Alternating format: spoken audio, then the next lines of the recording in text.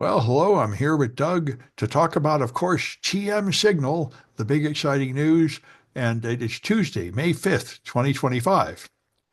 Um, but All first, right, yeah, Sam, yeah. what's TM Signal? I've been out of the news for a couple days. Okay, so Trump had another one of these North Korea style cabinet meetings where they have TV cameras there and everybody has to spend like 5 minutes telling him he's the greatest guy on earth and saving the world and how wonderful he is. And so Mike Waltz was there. I think it was the guy. Or it might have been Hegseth. He was on his phone doing another one of these group chats, getting the face of the phone filmed by the TV crew so we could see what he was using. And it's not just Signal, it's a special thing called TM Signal. And TM Signal is a special product designed for government use because one of the many problems with Signal, let me just find my link here. There, there. So they what they did is an Israeli company took the official signal and just added a logging feature to it. Because one thing about government use is you have to keep records of everything. So they Right. added an optional logging feature, by the way, violating the open source license. And they took some proprietary software and did that too. So they sell a special government version, which then lets you specify where do you want to log it to. And you can log it to a cloud service like Azure, or you can log it to an email account somewhere. And so it takes the encrypted end-to-end chat and then it sends an unencrypted copy to whatever third source you choose. And when somebody found out the name of the app, they went online, they got the app, they reverse engineered it. Two separate people hacked it within a day. And the first guy said it only took me half an hour to find all that archived data. And he prints out all this archived data that came from government chats because apparently it's not encrypted at the other end and it's trivial to steal, which means it's got something stupid like either it's just an open Amazon bucket or it's got SQL injection or something like that. He didn't tell you exactly what he did, but he said it only took me half an hour to get the data. So it's got to be something really simple like that. And now they've taken it offline entirely. Two separate people hacked it and exposed all their flaws, so they've taken it offline now. And it just seems like everything the Trump administration does, it's sort of like 17-year-olds playing games, nobody actually reviewing anything. They just find something on the web that looks pretty good and just start using that. Remember, they all said when they complained about Signal at first, all the Trump administration officials said, well, Signal's pre-installed on our phone. That's what they wanted us to use because you install this thing with your mobile device management. You can't just download it from the store. It must be put on by your company. So Yeah. yeah, it isn't. It's pre-installed by default, and somebody chose it. Oh, the special government version. That'll be good. Let's use that. But nobody like checked how it was configured or anything. So you know, it continues to be the uh, the clown So, show up so there. Sam, again, do we call this a leak? Is that But they're calling it a breach because people actually went in breach? and stole the data and then published it. So uh, yeah, I mean, it's kind of like do you call it a hack when you just put your stuff on a public server and people download it? Technically, I guess it's an Well, exposure of confidential data they did not want exposed. and do we know what kind of data? Yeah, they didn't get the exact messages about that attack in Yemen, but they got other random government messages. I see. I see. So it's, apparently at least some of them are configured to put it somewhere stupid where it's easy to steal. And And yeah, but what kind of confident? I mean, is this top secret? no, I Secret? don't. The stuff they actually told us about didn't seem that exciting, Yeah. but it may Okay. be they're just not telling us about the rest. But it does show that the whole thing is not very secure and apparently hasn't gone through proper auditing, obviously. Yeah. Yeah. Well. It shows, I mean, I feel like I really understand what's going on from a technical point of view because I was a 17-year-old. I thought I knew everything. I thought I could solve every problem. So, like, the next one I got here is there's a Doge recruiter who worked for Palantir and then for Doge. Name is Anthony Jansko, and he's now founding Accelerate X, a government tech startup, which he posted on a Palantir message board looking for people to join, looking for technologists to work on a project that aims to have artificial intelligence replace tens of thousands of federal workers. And they posted outdated tech is dragging down the US government. Legacy vendors sell broken systems at increasingly steep prices, and this hurts every American citizen. And all he got was abuse and contempt on the Palantir message board saying, you idiot, that'll never work. And one critic said, we want our government to be something we can rely on, as opposed to something that is on the absolute bleeding edge. We don't need it to be bureaucratic and slow, but if corporations haven't adopted this yet, is the government really where we want to be experimenting with cutting edge AI? And that's what Elon Musk is doing with Doge. He's just using AI and shutting down everything and then finding out that half of it was shut down wrong and giving people no notice. It's just that's why it's such a mess. He's using AI to do all this stuff, ignoring the fact that AI is not ready. Every corporation has figured out AI is not working well enough to actually trust it with an important job yet, except Elon Musk and his gang of 17-year-olds that just assume it's the answer to everything because they've been listening to the science fiction coming out of Silicon Valley that says, like Bill Gates, right? He says every job is going to be gone. The only job left will be like personal care for an old person. Every other job will be replaced by AI. And this is garbage. Yeah, yeah, It's yeah, autocorrect. It's just a spelling, it's a suggesting words in a line. It's not replacing every human function. yeah. So this kind of brings me to my first story. Do you Yeah. know Micah Kaufman, founder, CEO of the freelance platform Fiverr? No, no, I don't think so. So Fiverr is, I think from what I understand, it's a task, it connects workers with employers Like or Mechanical some Turk. like, pardon? Mechanical Turk is another one of those. Gig Yeah, gig thing. Yeah. yeah, gig thing. So he sent a memo to everybody. AI is coming for your jobs, he said to all employees. Yeah. Heck, it's coming for my job too. And what he said is this is a wake up call. It doesn't matter if you're a programmer, designer, product manager, data Mhm. scientist, lawyer, customer service rep, salesperson, or finance person. AI is coming for you. You know, I heard all of this 5 years ago when blockchain was going to replace everybody with DAO. And Sam, I heard the same thing when we were going to have self-driving cars and self-driving trucks. Yeah. And the fact is, like all technology, about 10% of that is going to come true, but it's not going to be as revolutionary as they pretend it will. The Gartner hype cycle really gets you. They promise all this stuff. Then you hit the peak and you say, oh my God, this stuff doesn't actually work. And then when all the nonsense is over, it's just another thing, like word processors or the internet or the telephone. It adds something to your life, but it doesn't replace everything. Yeah, yeah, exactly, exactly. Yeah. Sam, it's interesting how we have these waves of cycles that go through. And Like the gold rush. Everybody loves to hear, oh, there's an exciting new thing to do. Let's all do this thing. It'll be great. And then when you and do you'll it, make millions. yeah, Yeah, and then when you do it, it's not really, there's no easy money, and it's not the end, it's not as great as you thought it was. yeah, and you go back 100 years ago and even less, it was real estate in California, Yeah. right? Building houses and a lot of people made money, but I think a lot of people didn't make money and went bankrupt over it or lost money. I think a good rule of thumb is if by the time you hear about it, it's too late. Yeah, exactly. But the one I still like that everybody seems to have forgotten, that faded away in history, was the cryptocurrency scam of the 1900s, maybe late 18, early 1900s. And you know what that was? No. Wood, lumber, because we cut down all the redwood trees. And so you could buy a plot of land that was planted with what kind of trees? Oh, probably those eucalyptus. Eucalyptus Yeah. trees. Because it'll grow Yes. back so fast. Yes, they would grow back fast. And in 10 years, you could 1,000 times your investment. Except that the wood isn't Except, actually worth anything. yeah, and it doesn't even make for very good firewood either, from Right, what right. I Yeah, the wood has understand. too much oil and it's too weak. Yeah, yeah. You'd be better off with pine. Yeah, Yeah, but I mean, that was the cryptocurrency that people yeah. were selling at the time. Oh, and then the original tulip mania. I found a Yeah, nice graph of the price of tulip mania, and I put it against the price of Bitcoin during one of the peaks, and it's exactly the same. It's a rule of human psychology, how fast things go up and then how fast they yeah, crash. yeah, Yeah, yeah, yeah, yeah. That's why, I think I mean, Scott Galloway had a good thing here. He said, I know how you can get rich, but the bad news is you get rich slowly. The way you get rich is you get a job and you just invest in a diversified portfolio that will follow the market. That's how you do it. All this get rich quick stuff is all bullshit.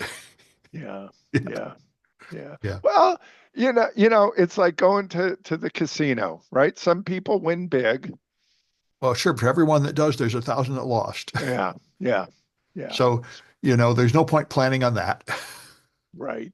Yeah. And I guess, Sam, what you're saying is kind of slow. What Scott Galloway was saying Yeah. is slow and steady. Yeah. And that's what the casinos count on is Yeah. slow and steady losses. Yeah, that's how real business works. You, Yeah. you make a business model that makes a reasonable profit and you keep it steady and let time pass. That's Yes. how it works. Yeah. Yes. Yeah. All right. What's Yeah. your next story here? Well, so Trump is going to reopen Alcatraz.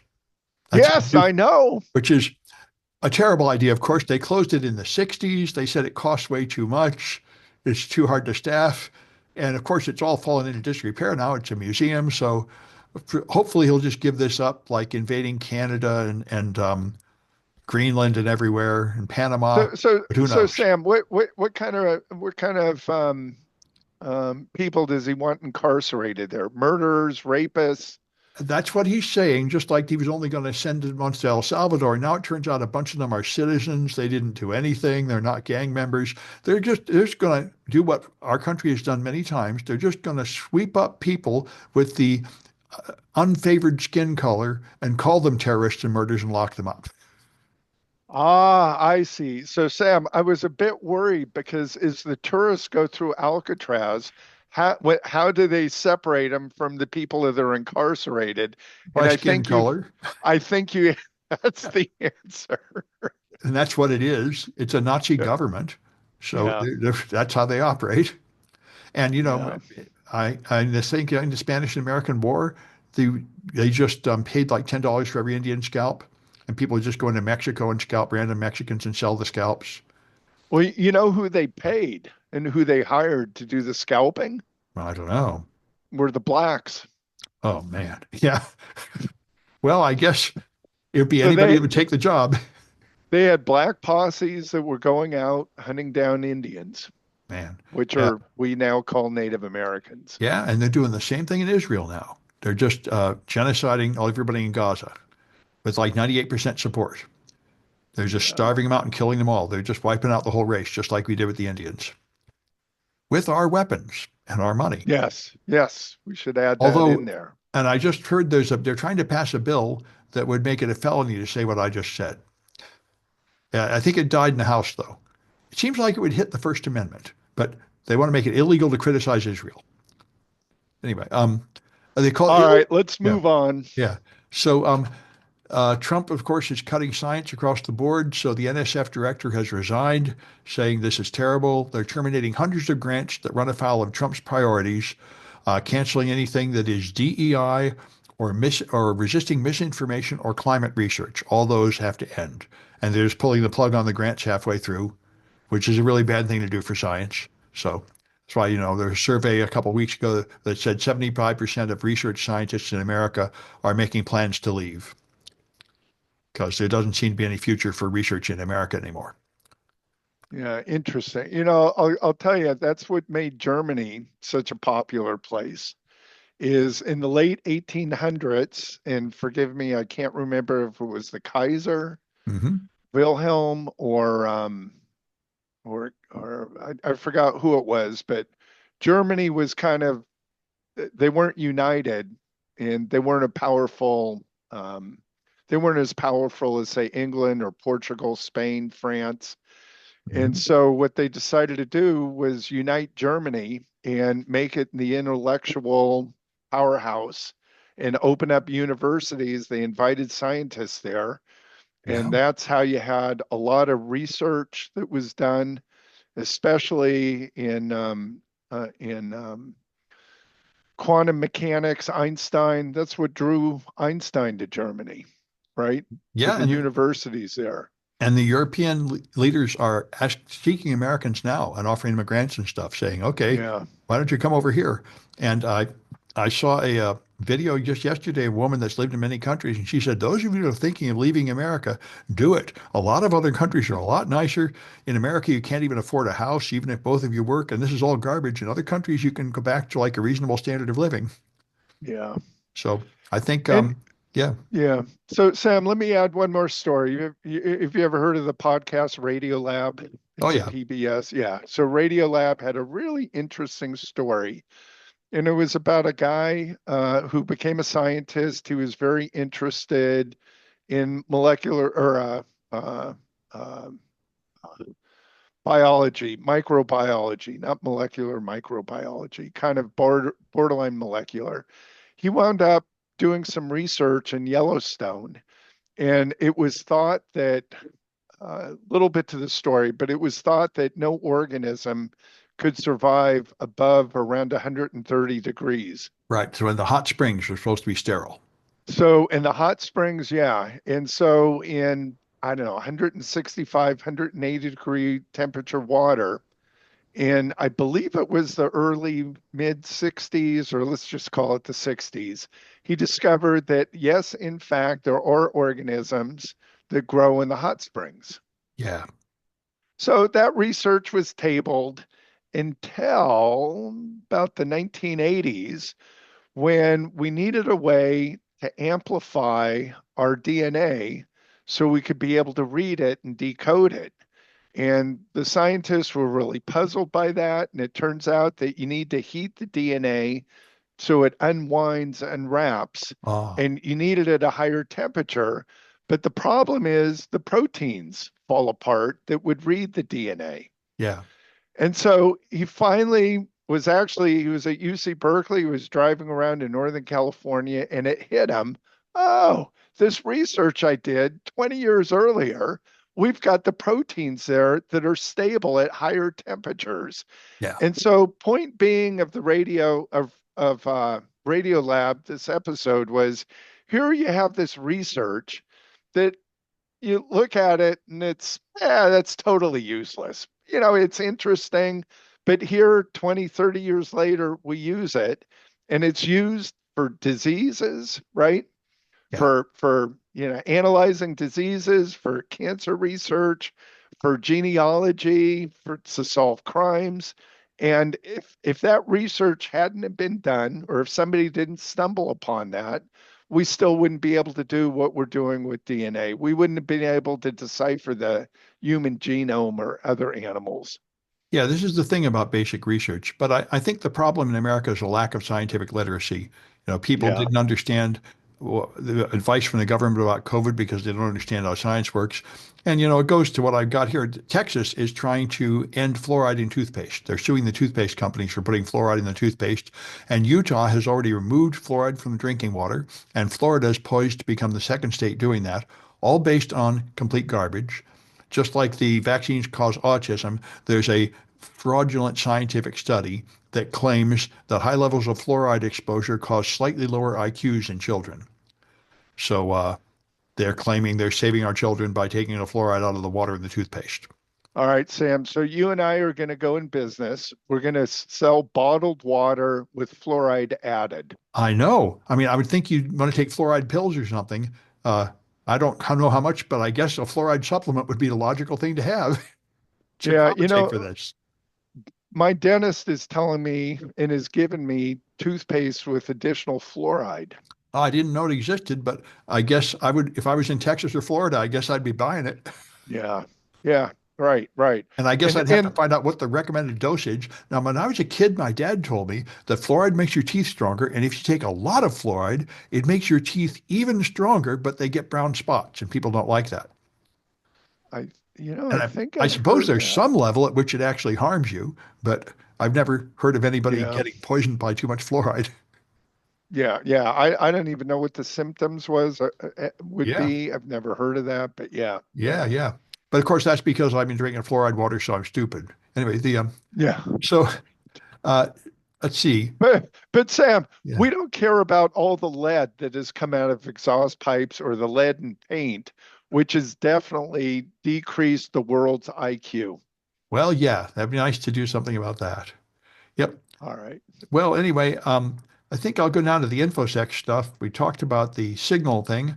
Um, the airline that Trump is using for deportations is an airline called Global X. So they got hacked and people dumped out all their passenger manifest, including people, this is sort of like we're getting sort of back to the days of Anonymous, with all these political hacktivists out there protesting the government by hacking everything.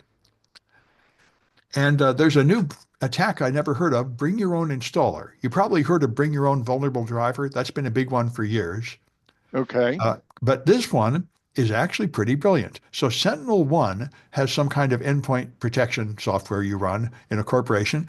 And what they want to do is turn off Sentinel-1, but they don't want to use malware because they'll get caught. So what the threat actors do is they just bring in the official Sentinel-1 installer. Now, like most installers, to install an upgraded version, it has to terminate the running process of the old version first. So then they just kill the installer and it's off. That way they can get in and install malware on the device. That's actually pretty brilliant. Hmm. And then I was very interested. Kevin Beaumont, I think is his name, a famous security researcher. Kevin Beaumont. He wrote a blog which is very interesting about big game ransomware. Now, what I've been told by people who work in incident response is everybody always pays the ransom. It's never worth it. But he says this is all garbage. He said people should stop paying the ransom when they get ransomware. He said the reason people do it is so they can try to cover up the incident and lie about it. And um, this never works. You just end up snarled up in lawsuits and regulatory things for years. They say what you have, this is all garbage. It's time to get serious about building resilient IT systems, locking all the doors, having robust and working containment steps. And that's the thing. He said, don't pay the ransom, just prepare for it. Have fast containment, which makes a lot of sense. Have a administrative process where you know who can declare, okay, we're isolating the systems and do it fast and then recover from backup. He said, even if you pay the ransom, it takes months to recover anyway because the ransomware decryptors are garbage and you usually have to rebuild your Active Directory and all that jazz. So you might as well not pay them. So that would be nice if people would quit paying them. He also says if you do pay them, they will come back over and over again, hacking you again, demanding more after they find out you're a sucker. So I haven't heard that story before from people in the trenches at ransomware, but I certainly would prefer that. I've often thought I'd like to make an official document somewhere that says if I ever get kidnapped by somebody, don't pay anything, just let them kill me. Because that would seem, if everybody did that, it would be over. Anyway, Yeah. Yeah. It's and one way to do it, right? I know France has a very different way. France, they pay the ransom. I think in America, it's supposed to be illegal to pay ransom, but people do it anyway. It's, and I know Well, in, wait a minute. The yeah, FBI for years told people don't pay the ransom, don't pay the ransom yeah, until the hard drive encryption, what do we call that attack? a bunch Where of them. people's hard drives were getting encrypted, ransomware. Yeah. Well, I mean, I know Right. it's legal to pay the ransom in America now, and people are trying, Oh, we're bills to try to make it illegal. I think it, but I mean, when humans get kidnapped by like ah, terrorist groups, I think we're not supposed to negotiate with terrorists, but in fact, they do. yeah, yeah. And, So, and wait, so to finish my story, yeah, for ransomware attacks, computer wise, the FBI was saying, don't pay, don't pay, don't pay. And yeah, then they changed their tune. They're saying, okay, pay. yeah. It might have been the I love you worm or something. There was one Yeah, one of like, those. Yeah, yeah, yeah, one of yeah, those. that's So right. I got one for you. Yeah. Disney's in the news. California man who used the alias NetBulge, I think, yeah, has pleaded guilty to illegal accessing Disney's internal Slack server and stealing 1.1 terabytes of internal data. Yeah, he did that a year or two ago. I remember hearing about that. I think Yeah, it he was, dumped like an upcoming movie or something. yeah, 2024. So there's several counts. Each one is a 5 year sentence or carries a 5 year sentence with it. And he posted his little thing. He used AI, image generation tool on GitHub, and he's put it up there. And apparently, a couple other people have downloaded it and used it in against other organizations, companies that the FBI is still investigating. So his tool will create a fake. visual AI photography or something. image. Yeah, and I'm not really sure, but he was able to get a one pass password from somebody internal at Disney. So Yeah. it's account stealing. Well, there's a ton of these social engineering attacks augmented by AI. That's something it does pretty well. I think that's basically what it is. It makes a pretty passable impersonation of a human, which is why people think they can fire all their staff, but it's not really a good enough impersonation of a human to actually function as a staff member, but it's good enough to fool somebody. Yeah. Yeah. Yeah. Yeah. Yeah. That's why I it's mean, kind that's of all as you if you need. designed it exactly to pass the Turing test. Can you produce like a page of text that looks like a human wrote it? That's what it does. There you go. Yeah. Yeah, exactly. Yeah. Exactly. You have So another story for us. yeah, I got a few more. Let's see. So there's a new thing in AI called test time augmentation, and this addresses the huge problem of hallucinations, essentially. And in medical settings, AI is really high stakes. They tell it to read like this X-ray or radiograph and tell me how sick, what disease the guy has. And so they design it not to just give you one answer, but to give you like a readout, 20% chance of cancer, 10% chance of this, 5% chance of that. But it turns out those numbers are not very accurate. So they want to improve them. So this technique, what you do is you have data going into it, and some of that data is labeled, and you remove some of the labeled data and put back different portions of it. So you run the same prediction many times with different input data. And then you compare those outputs. And then you get a much more accurate measure of what are the likely outcomes and how likely are they really. And this, I think, is all I've heard. All the anti-hallucination procedures I've heard work this way. Modify the question, run it several times, see how much the answer varies, which one of my students last night correctly said, this is how you catch humans that are lying. You ask them the same question several different ways and see if you're getting different answers. Hmm. So that seems to be the solution. The thing that nobody's talking about in any of the articles I read is AI already costs way too much. This is going to make it cost a lot more. Now you have to run every query, what, 5 or 10 times? So, Yeah. but anyway, it does seem to be the only way to tell, like, whether it knows what it's saying or it's just making it up. And Sam, yeah, it's interesting on the deportations. I've heard stories where the police come in or ICE come in, yeah. police and ICE combination, and they'll tell people that the police can lie to you, Oh, right? well, But well, but I now know they can lie to you during interrogation, but what ICE is doing is like lying about what agency they're from and stuff like that. I don't think you're allowed to do that. They're claiming to be yeah, FBI when they aren't and things like that. I don't think that's legal, but I don't know. yeah, that would be, I would agree with you. Then you're impersonating law Yeah, enforcement. yeah, But the FBI can tell you we're not here to arrest you, we're here to something else. And yeah, yeah, yeah. I yeah. I hate guess. that. I mean, I've seen videos where lawyers say never tell the cops anything. They're always just tricking you. Just say I don't say anything until my lawyer gets here. Right, right. That was the Miranda case that Yeah, was done in Arizona years ago. But and then, yeah, it's interesting that the police can lie to you. They can lie to you during an interrogation. yeah. However, if you lie during an interrogation, then that can be used against you. And apparently, it's a felony to lie to like the FBI. That's what I see on cop shows. I don't know if it's true. So I guess you have a first, but wouldn't that be free speech? Apparently, you don't have the right to lie to the FBI. So I guess it's a limit on free speech. All Free right, speech is not absolute. That's what you're allowed to not answer the question, but apparently you're not allowed to lie. I don't know. but they can lie to you. They can lie to you. Yeah, That's okay. why that's why I've seen videos from lawyers saying you have to understand if you talk to them, if you say, no, I'm innocent, I can prove I wasn't here, that doesn't help you. They can use things against you, but anything that would help protect you doesn't count. That's why get a lawyer. Shut up. Don't say anything. Even something you think is innocent in helping you, don't say anything. Get a lawyer. That was what he Yeah. said. But then, the other part is the perception is, oh, you're getting a lawyer, you must be guilty. Yeah, but no, that won't hold up in court. That's right. I mean, that's No, actually, no, but I mean that's public perception. yeah, but I've never known anybody to be harmed by getting a lawyer. To be actually like, oh, if you hadn't called for a lawyer, you would have been fine. But now that you did, you're getting locked up. I haven't heard of that. No, no, but I'm just saying that's Yeah. public perception. Oh, That's kind sure. of yeah, that's Well, I can implied see, in the news. like Yeah. myself, I'd say, gee, I don't want to make this into an all-day thing and waste a bunch of money. I'll just talk to this guy and he'll go away and it'll be fine. And usually that's the case.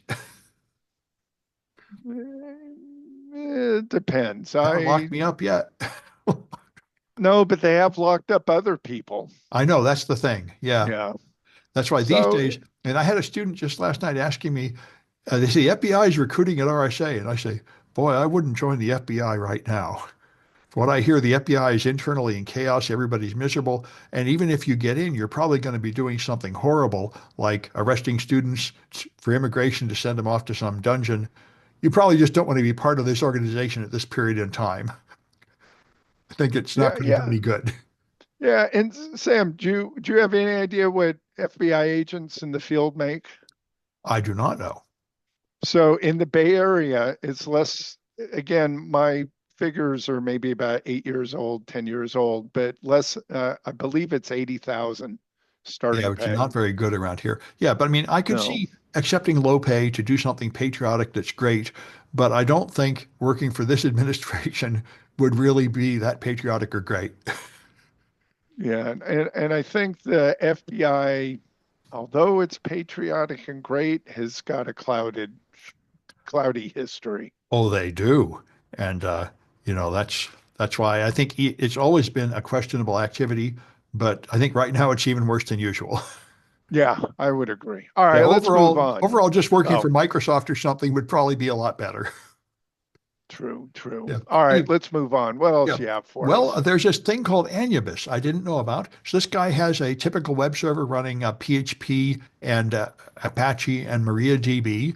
And then somebody attacked him with a DDoS attack with many different IP addresses coming in requesting queries that would require the database to work hard. So it took down his server. So there's this thing, open source, you can just install Anubis, acts like a proxy server. It filters out the bad requests and it forces every person who wants to send a request through to run a browser script that will take a few seconds to run. Just proof of work at least once a week for that IP address.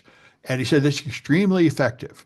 They've designed a script that takes very little time to process on the server to verify, but it makes the client do a little work to prove they're really a client. And so, sounds great. I'd like to make a project where my students set it up and see it go.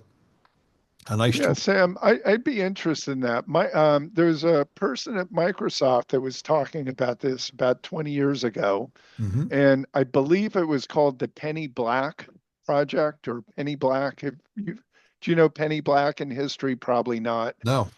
But there were, as I recall, and I didn't do any research on this, so forgive me if I'm off a little bit here, but there were penny black stamps. And so I think in England it was free or to mail postage or to send letters.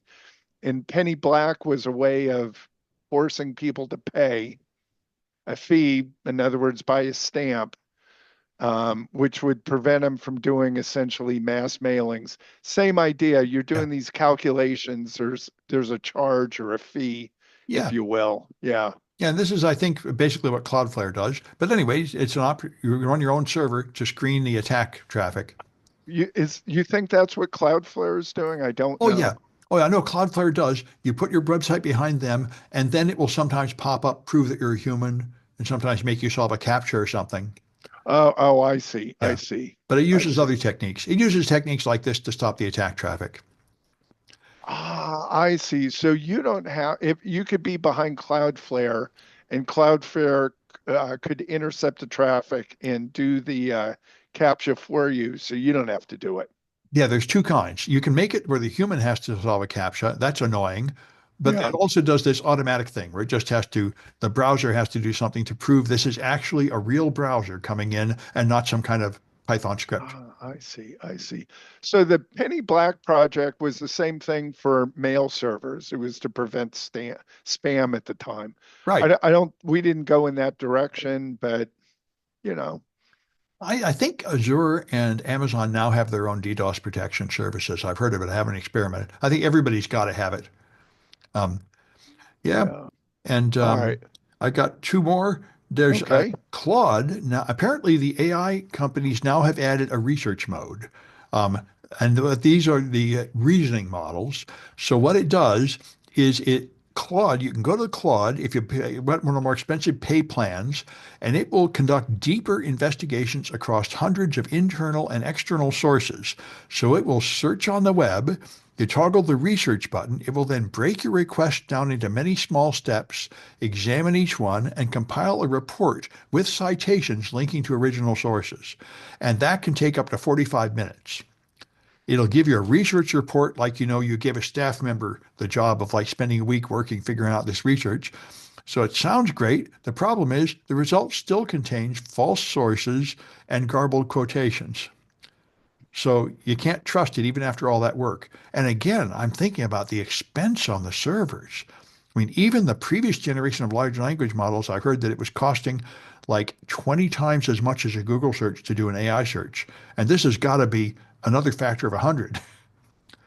45 Okay. minutes of server time to make one report, that's a lot of money.